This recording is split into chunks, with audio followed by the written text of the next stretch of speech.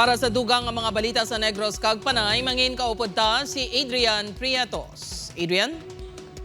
Yes, George, mga kapuso, madamo kanya salamat. Duha ka lalaki nga kasi Mario sa mag-utod nga ginpanglampusan sang bato ginakabig nga persons of interest. Yaring balita nga aton gintutugan.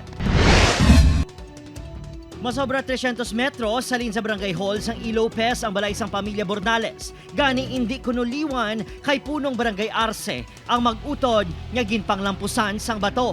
Masakit para sa punong barangay ang nadangatan sang 9 anyo sa si Desiree nga napatay subong man ang sitwasyon sang 15 anyo sa si Jezebel kag 4 anyo sa si Charles sa ospital.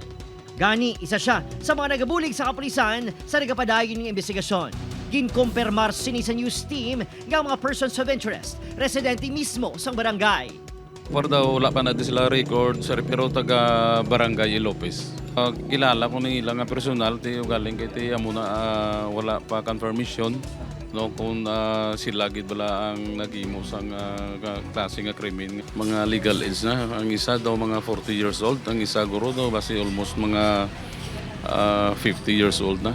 Ginkumpirmar sang Special Investigation Team nga may nakuha ni sila nga mga circumstantial evidences nga nagatudlo sa persons of interests. So we have witnesses nga naghatag naman sang ilang mga statements and we're may ara lang gigaling kami sir nga ginapangita to really trim down na naton to suspect considering nga wala pa kita sang direct evidence sa mga persons of interest nga ni.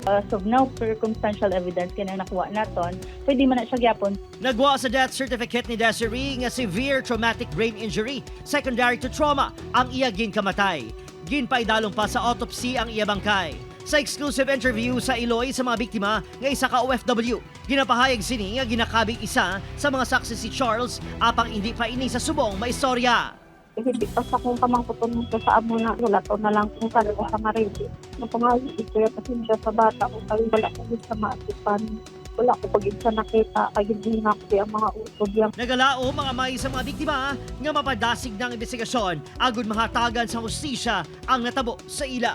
Kumadakpan na sila kayo para mabalaan na kung sino na sila.